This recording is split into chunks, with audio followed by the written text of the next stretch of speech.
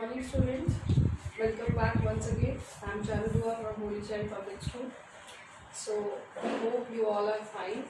And on behalf of our school, every day, whenever we have discussion with the management, also we always think about that when the moment will come, that will come and meet all the students, because even you are sitting at home and even we are teaching like this, but somehow we thought of this thing कि कहीं कोई connectivity miss ना हो जाए, कहीं कोई gap ना रह जाए, बोर्ड क्लास के साथ कोई ऐसा रह ना जाए चीज़ which will be paid off later on. तो बेटा हम लोग जो आपसे डिस्कशन करते आ रहे हैं, and this week the management has taken a very I would say that a very good step that they had some connectivity. We had a call with a lot of parents and discussions, and we'd come up with a lot of learnings and lot of improvements. Because जब हम हमारे अंदर भी अगर कोई correction करता है, because learning का कोई एज नहीं होता, लर्निंग का कोई स्टेप नहीं होता, तो हमें बहुत अच्छा लगता है कि हाँ ये पर्टिकुलर चीज़ हमें अपने अंदर करेक्ट करनी है, so that others will like that, और फिर वो आगे जाके हमारे अंदर इम्प्रूवमेंट्स लाएंगे, तो that is benefited for us also. तो regarding to your business study subject की हमने बहुत ज़्यादा सिलेबस जिस तरीके से अब हमारा चल रहा है, because we don't know lockdown कब तक खुलेगा. चांसेस आर मतलब education industry will be the last one जहाँ पर हम सबसे ज़्यादा सफ़र करेंगे, कि सबसे लास्ट पे हम लोग मिल पाएंगे. सो बेटा मेरी यही रिक्वेस्ट है कि आपसे रेगुलर हमारे साथ जैसे आप ब्रॉडकास्ट पे टच पर हो, और सेकेंडली जो असाइनमेंट मैंने आपको अभी शेयर किया था, जो पीडीएफ मैंने आपको अभी शेयर किए थे, जिसमें आपको एमसीक्यूज का टेस्ट और सेल्फ असेसमेंट टेस्ट दिया गया था, and I hope students have done कि आपने उसी तरीके से उसको किया है. And now I have shared my email ID and you have to share me your all the assessments and your MCQs answers, so that I would be able to maintain your records, which would even help you for your evaluation and even for our understanding that at what level you have been able to understand purely the concepts. कुछ बच्चों का 1 or 2 students I'm still not getting any response. I'm trying to call them also. So I request everybody कि आप लोग अपना हमारे number से हमें खुद कांटेक्ट भी करिए, हम लोग भी कर रहे हैं, but you all are a big strength. So you also have to understand कि आपका किसी भी टाइप से कोई भी नुकसान नहीं होना चाहिए.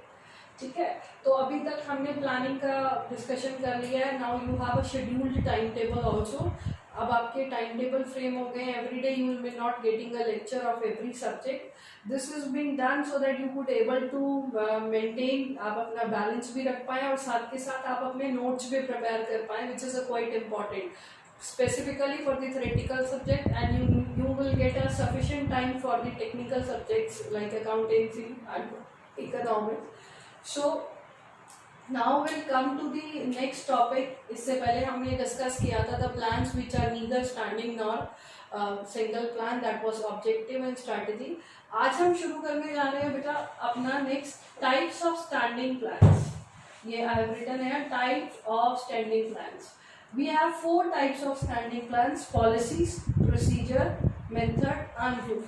बहुत ही जनरल सी टर्म्स हैं, quite general terms, and even we have gone through now many times इनके बारे में, but now these are being categorized under the particular topic that is standing plans. क्योंकि हमने standing plans का मीनिंग पढ़ा था कि वो बहुत ज़्यादा repetitively plans होते हैं, जिनको हमें continuously time and action we are always using that with respect to the activities to be conducted in the organization. तो इसी तरीके से ये सारे प्लान्स जो हैं, चारों जो हैं, these are categorized as the standing plans. तो अब जब आपसे केस स्टडी आती है तो पहला पार्ट तो ये पूछा जाता है केस स्टडी में that which type of plan is this. So in that particular case, answer is either single or either standing. Then B part would be asked about that the kindly explain the subtype plan of the identified A point. जो आपने A में plan identify किया है उसके regarding आप उसका सब type बताओ. So these are the subtypes of the standing plans, which are policy, procedure, method and rule. We're gonna start with this. Policy क्या होती है? देखो बेटा, policies are very simple. These are the general statements. एक general statements हैं जो management को, जो मैनेजर्स को हेल्प करती है उनको डिसीजन लेने में. ठीक है, पॉलिसीज का, बिकॉज पॉलिसीज जो फ्रेम की जाती हैं that is being framed by the management, that is being formulated by the organization so that they could managers can easily take up the decision. ऐसा ना हो कि उनको पता ही ना हो कि हमें कौन सी चीज कब कैसे करनी है। तो और अगर there is a no clarification, आपके पास क्लैरिटी नहीं होगी, तो आपको एक चीज पता नहीं है कि how the particular work is going to be done, या उसके लिए कोई गाइडलाइन ऑर्गेनाइजेशन में बनी हुई है या नहीं बनी हुई है, so that will be a problematic situation. तो उस केस में हम अपना काम भी बढ़िया से नहीं कर पाएंगे। So general statements help in decision making, that basically policies are the limits how to do a particular work. So policies are which general statement जो एक फ्रेम की जाती है, एक लिमिट बांध दी जाती है, एक एरिया बाउंड कर दिया जाता है जिसके अंदर हमें पर्टिकुलर एक्टिविटी को, अपने काम को करना होता है। So that is basically called as policy. कि policies are the general statement which helps the manager in takes the decision making. कि ये वो जनरल स्टेटमेंट है जो गाइडलाइंस हैं जो हमें हेल्प करती है मैनेजर को कि हमें अपने काम को कैसे करना है और हमारे डिसीजंस लेने में हमारे को हेल्प करती है। जैसे for example every organisation has different type of policies. अब जैसे आपके स्कूल में भी we people as an employ are working over the organisation, so there are certain policies being made by, जैसे we have the stay backs कि हमें stay back रखना पड़ता है वीक में twice, that is a policy they have been framed. Along with that they have a timing policy कि हम लोगों को कैसे ऑर्गेनाइजेशन में what are the things need to be taken care. So policies are basically the general statements, the general guidelines which help the managers in decision making. Now coming to the example from the organization point of view, अगर हम business studies पढ़ रहे हैं तो सारे examples will try to take it from the business or either from the organization. Price policy और sales policy. Price policy होती है बेटा, अब देखो जैसे ऑर्गेनाइजेशन में उन्होंने अपना एग्जाम्पल लिया कि प्राइस पॉलिसी क्या है। प्राइस पॉलिसी मीन्स कि how much particular cost is to be added, कितना कॉस्ट ऐड करें to set the selling price, कितना ट्रेड डिस्काउंट का रहेगा, कितना कैश डिस्काउंट की रहेगी। So that is basically considered to be under the price policy. तो प्राइस पॉलिसी का अगर ऑर्गेनाइजेशन में कोई एग्जांपल अगर हम लें तो प्राइसिंग पॉलिसी क्या रहेगी, that how much particular cost, how much profit is to be added to the cost price to set the selling price, कितना प्रॉफिट मार्जिन ऐड करें, कितना ट्रेड डिस्काउंट दें, कितना कैश डिस्काउंट दें। तो ये सब चीजें जो हैं that can be a type of policy. Sales policy, another example you can take it out as a sales policy, like the goods are to be sold either in cash or either in credit. So that could be a type of policy also that helps the manager to take the decision. तो एक general से जैसे particular company में एक policy है कि goods है वो कैश पे ही सेल होंगे, क्रेडिट पे सेल नहीं होंगे। सो दैट पर्टिकुलर थिंग जो मैंने अभी बोली कि गुड्स जो है वो कैश पे सेल होंगे, क्रेडिट पे नहीं होंगे, so that is your policy. वो क्या कहलाई जाएगी, आपकी पॉलिसी। कि these are the that general statement which helps the manager कि उन्हें वो चीज फॉलो करनी है। Now, so this is your policy, which means that are the general statements, general guidelines which helps the manager in taking the decision. So you can take a many example. इसके अलावा personal policy भी हो सकती है किसी company की। Personal policy में जैसे कंपनी ने एक प्रेस्क्राइब्ड एज सेट की हुई है कि इसी एज के बाद the promotion to the general managers will be given. So that could be a many type of policies could be made by the organization. Next come to procedure. Other name of procedure is process. बहुत simple सी बात है बेटा, अगर कोई भी चीज subject की अगर आप उसको बहुत ही नॉर्मल लाइफ से, प्रैक्टिकल एस्पेक्ट से भी देखोगे ना तो बहुत जल्दी आपको चीज समझ में आएगी। प्रोसेस क्या है, किसी भी पर्टिकुलर एक्टिविटी का एक सीक्वेंस ऑफ स्टेप्स कि पर्टिकुलर एक्टिविटी को कैसे हमने कंप्लीट करना है, क्या प्रोसेस हमारे पास है, number of sequence of steps to be followed, that is basically called as procedure. कि किसी भी एक्टिविटी को खत्म करना, देखो कोई काम होता है ना, तो कोई प्रोसेस होता है, खाना बनाना है उसका भी प्रोसेस होता है, ठीक है। आपको तो उस पर्टिकुलर केस के अंदर बिगनिंग पॉइंट भी होता है और एंड पॉइंट भी होता है। तो जो नंबर ऑफ स्टेप्स आपको फॉलो करने हैं that is basically called as procedure. Procedure means sequence of work की particular steps which is needs to be taken, which is needs to be followed to complete an activity। किसी भी एक काम को खत्म करने के लिए जो भी एक्टिविटीज हम फॉलो करते हैं that is basically called as your procedure. These are guide to action. These are guide to action as activities determined under the policies। जो पॉलिसी आपने बना ली है, जो पॉलिसी आपने यहाँ पर फ्रेम कर ली है, जो पॉलिसी आपने यहाँ पे फॉर्मुलेट कर ली है, उस पॉलिसी का क्या एक्शन रहेगा, किस तरीके से वो पर्टिकुलर पॉलिसी को किया जाएगा, कैसे उसके सीक्वेंस ऑफ स्टेप्स रहेंगे, that is basically called as your procedure, that is basically called as your process. So we can take it, आपको और इजी अंडरस्टैंडिंग के लिए we can take it as an example। अभी जैसे हमने लिखा amount collected from debtors. अब आपके ऑर्गेनाइजेशन में एक पॉलिसी है, now listen very carefully. Policy है कि goods has to be sold on credit. Goods जो है वो हम उधार पर बेचेंगे, ठीक है। नाउ ये तो हो गई आपकी policy that goods has to be sold on credit. मैंने कह दिया कि गुड्स जो है वो किस पे बिकेंगे, क्रेडिट पे। नाउ कम्स कि क्रेडिट पे बेचोगे तो नेचुरली सी बात है आपके डेटर्स अराइज होंगे, आपको उनसे पैसा कलेक्ट करना होगा। अब आपने पॉलिसी बनाई, एक प्रोसीजर की पॉलिसी बना ली कि अमाउंट कलेक्टेड फ्रॉम डेटर्स, कि आपको डेटर्स से अपना पैसा कलेक्ट करना है। Now what procedure you will follow, what sequence of steps you will be following to collect the amount from the debtors। Debtor से पैसा लेने के लिए क्या क्या स्टेप्स आप फॉलो करोगे? क्या आप उनको मेल भेजोगे डेली बेसिस पे so that it could be a reminder?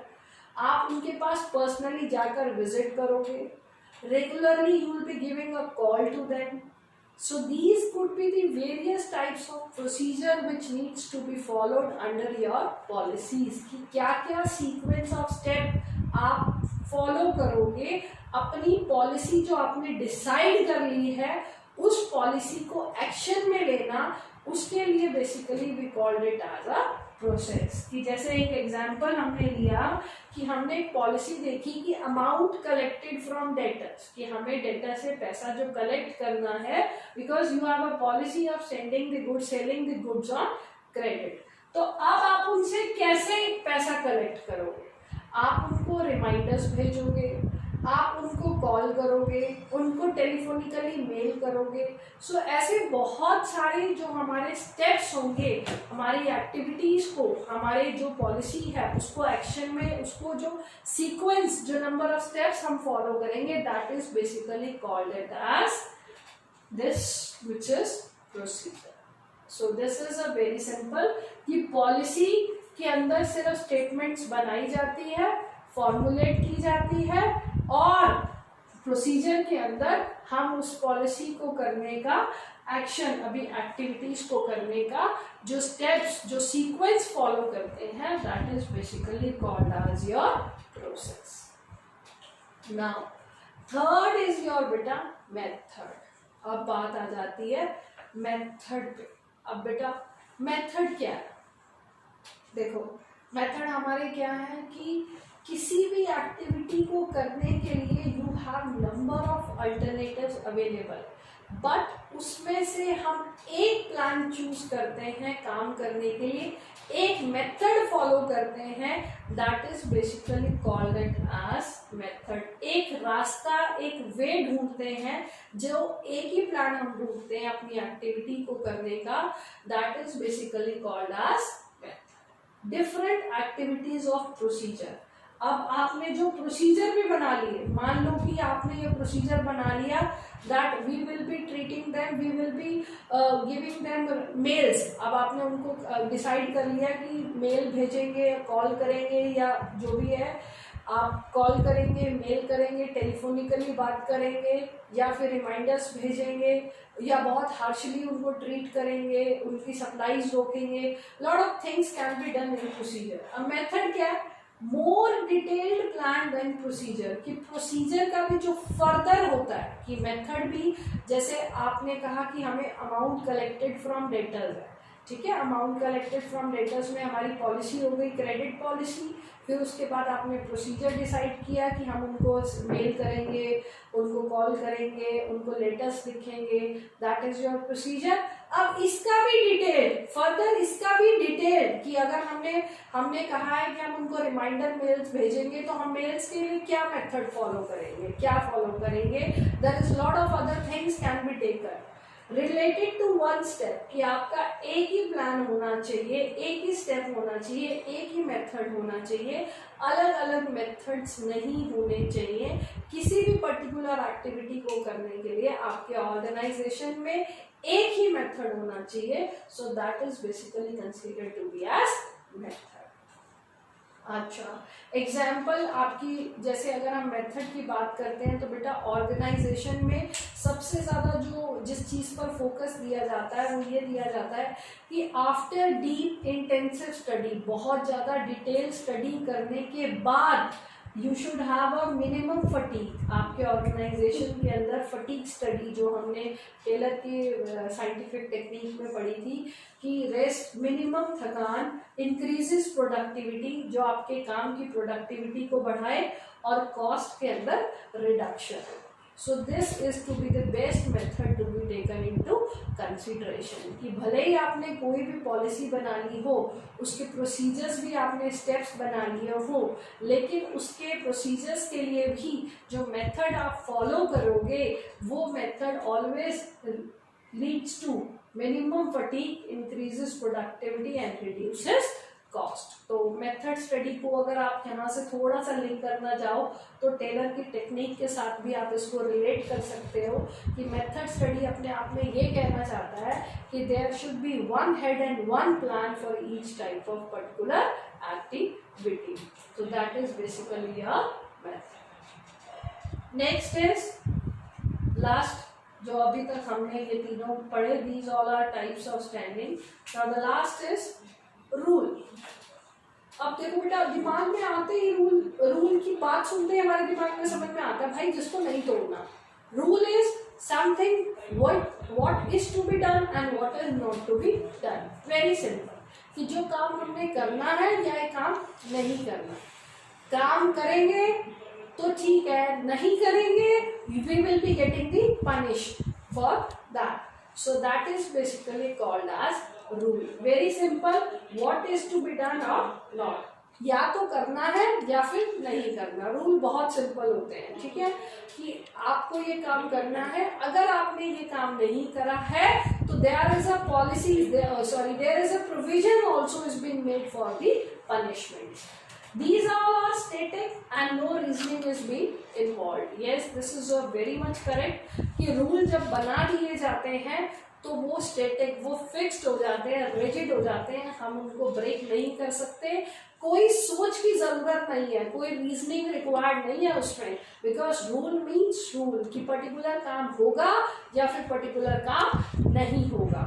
और अगर आप पर्टिकुलर वर्क अगर नहीं होता then what are the provisions for the punishment, कि अगर आपने ये रूल फॉलो किए, जैसे अब हम ट्रैफिक रूल की बात करते हैं। वेरी सिंपल, देखो चीजें ना बिजनेस स्टडीज में बहुत प्रैक्टिकल है। ट्रैफिक लाइट्स है, ठीक है, if you are crossing, you are breaking the rule of traffic lights, you will be getting the punish, you will get the punishment, your challan will be there. So likewise we'll take it into business studies also, that rule means कि जो चीज static, जो चीज fixed हो गई है, जो चीज rigid हो गई है, that it has to be followed or it has not to be followed.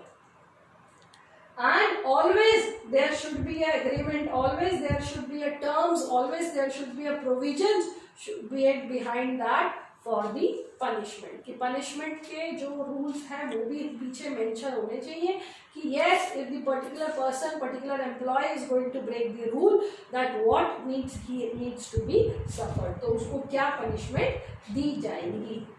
Example, जैसे अब आपकी फैक्ट्री में अगर व्हेन यू विल ग्रो, जब आप बड़ी बड़ी कंपनीज में काम करोगे तो there is a rule no smoking in the factory, तो वहां पर फैक्ट्री में ये रूल होता है कि no smoking in the factory, की फैक्ट्री में हमें कोई स्मोक नहीं करना है। कंपनीज के अंदर there is a special designated place बनाए जाते हैं स्मोकिंग जोन के लिए, जहाँ पर people can go and they can smoke if they required, so that is no smoking in a factory could be an example which we can link up कि हाँ कि ये रूल है कि अगर आपने फैक्ट्री के बीच में, ऑब्वियसली बात है अगर आप स्मोक करोगे फैक्ट्री के बीच में you will B suffer a punishment, आपको हो सकता है टर्मिनेट भी कर दिया जाए और even you will give the warning letters in the organisation, तो बहुत सारी चीजें होती है। So very simple rule is something has to be done और नॉट टू बी डन।